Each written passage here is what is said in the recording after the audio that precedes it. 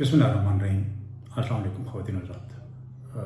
पहले तो माज़रत ख़वाह, बहुत अरसे के बाद दोबारा आपके साथ रब्ता हो रहा है और माफ़ी इसलिए कि तकरीबन इस 9 महीने के अरसे में दोबारा आपकी तरफ नहीं आ सका। बहुत सारी वजूहात थी, बहरहाल उनको बयान करने का कोई फ़ायदा नहीं है। चलते हैं सीधा उस मकसद के लिए जो मैं वीलॉग पहले भी आपके साथ करता रहा हूँ और आपको अपडेट करता रहा हूँ अफ़गानिस्तान के हालात के बारे में और अफ़गानिस्तान में क्या हो रहा है उसके बारे में। आज भी अफ़गानिस्तान से शुरू करते हैं।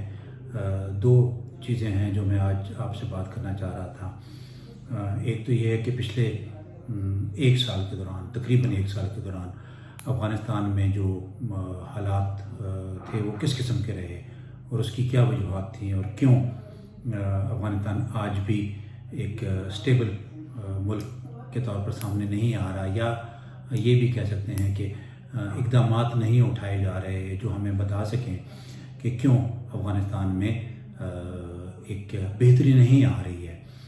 पहले तो आपको ये बताता चलूँ कि 15 अगस्त के बाद कुछ ऐसे इक़दामात हुए जिसकी वजह से हम ये बआसानी अख़ज़ कर सकते हैं कि क्यों अफ़गानिस्तान में बेहतरी नहीं आई।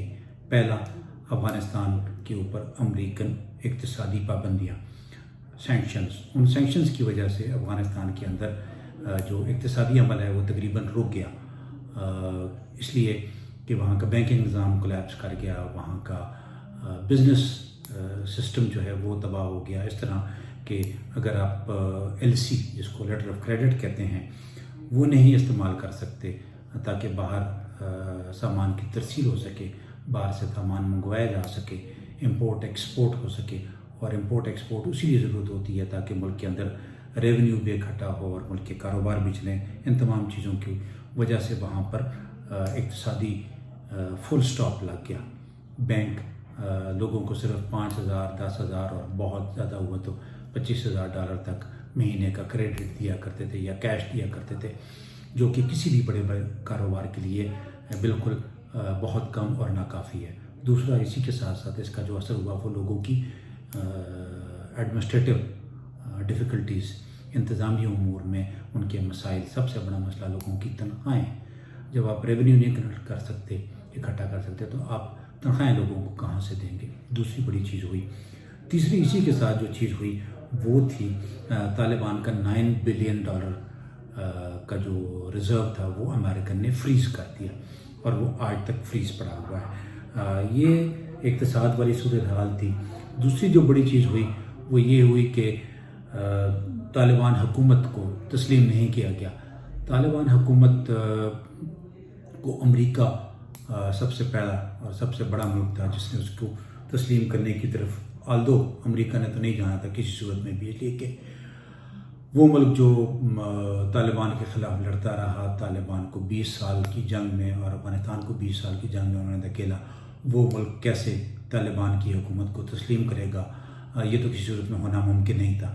लेकिन वो ममालिक जो अमेरिका के ख़िलाफ़ थे, इस जंग के ख़िलाफ़ थे, या अमेरिका से उनके कंपैट्रियट्स हैं, उनके एनिमीज स्टेट कंसिडर किए जाते भी हैं, नहीं भी किए जाते, जिसमें रूस, इसमें चीन और कुछ हद तक पाकिस्तान तो दुश्मन ममालिक में नहीं आता, एलाइड कंट्री में था, नॉन एलाइड कंट्री था, लेकिन ईरान, इन तमाम ममालिक में से किसी मुल्क ने भी अफ़गानिस्तान की रिकग्निशन की तरफ कोई कदम नहीं उठाया। एक्सपेक्टेशन ये थी कि इनमें से कोई ना कोई मुल्क तस्लीम करेगा और फिर एक शायद वक्त के साथ साथ बाकी ममालिक भी तस्लीम करना शुरू कर दें।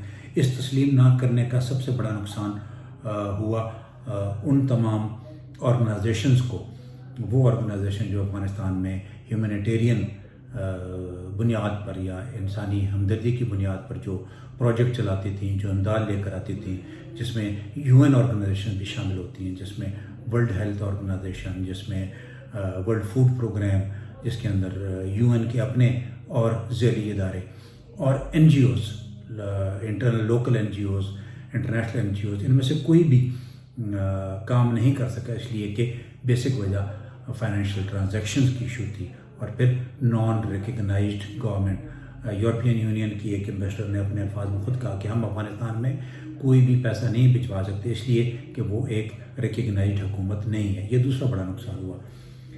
اسی کے ساتھ ساتھ جو چیز تھی وہ تھا کہ طالبان نے کیا رسپانس کیا. طالبان نے ان 10 سالوں ایک سال میں تقریباً 1 سال میں وہ اقدامات جو دنیا ان سے مانگ رہی تھی. پہلا آل انکلوسیو گورنمنٹ.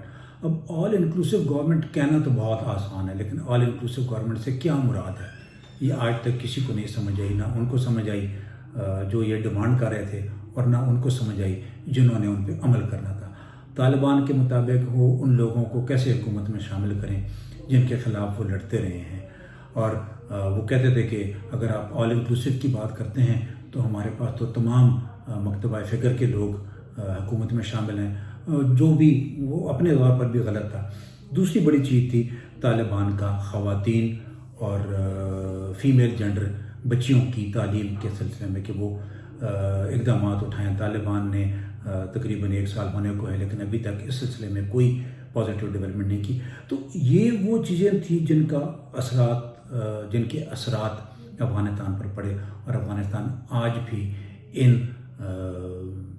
مشکلوں سے نکلنے کی کوشش کر رہا ہے. اب انہی مشکلات سے نکلنے کی وجہ سے وہاں پر جو نئے اقدامات اٹھائے جا رہے ہیں ان اقدامات میں اور سب سے بڑا میں کافی عرصے سے کچھ لوگوں کے ساتھ ڈسکس کر رہا تھا کہ اس مسئلے کا حل کیا ہے.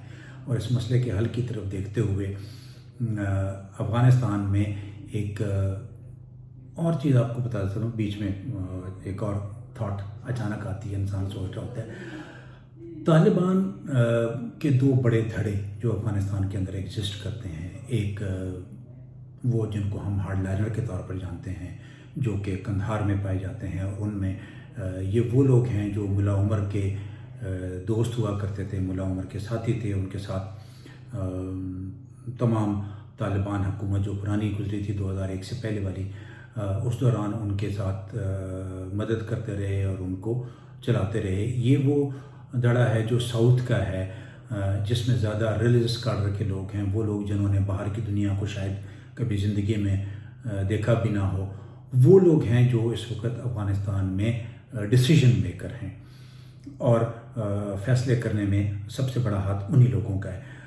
دوسرا بڑا دھڑا وہ ہے جو اس وقت کابل میں ہے جس میں زیادہ پریڈامننٹلی لوگ ایسٹرن افغانستان کے ہیں, جس میں حقانی گروپ کا نام بہت لیا جاتا ہے.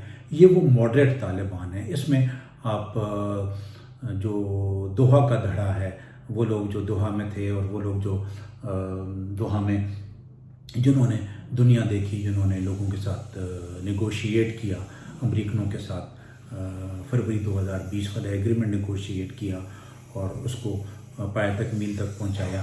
یہ گروپ اور دوسرا جو میں نے بات کی ایسٹرن افغانستان والا گروپ جس میں حقانی پریڈامننٹلی لوگ ہیں, یہ وہ لوگ ہیں جو چاہتے ہیں کہ ماڈریٹ فیس دکھایا جائے طالبان کا, ماڈریشن کی جائے, تمام مکتبہ فکر کے لوگوں کو شامل کیا جائے. لیکن ان کے فیصلے کابل کے اندر ہی رہ جاتے ہیں اور باتیں افغان منسٹر جو کہ بیسیکلی کرتا دھرتا ہیں نیچے ساؤتھ میں, جن کی میں بات کر رہا تھا قندھار میں, وہ لوگ ان کی باتیں سنتے ہیں, سمجھتے ہیں, لیکن عمل کرتے ہوئے ایک بہت بڑا مسئلہ ہے کے سامنے آ جاتا ہے. وہ یہ ہوتا ہے کہ نیچے سے پازیٹیو نوڈ نہیں ملتی. اس پازیٹیو نوڈ نہ ملنے کی وجہ سے بہت سارے اقدامات جو ہیں وہ یہ نہیں کر پاتے.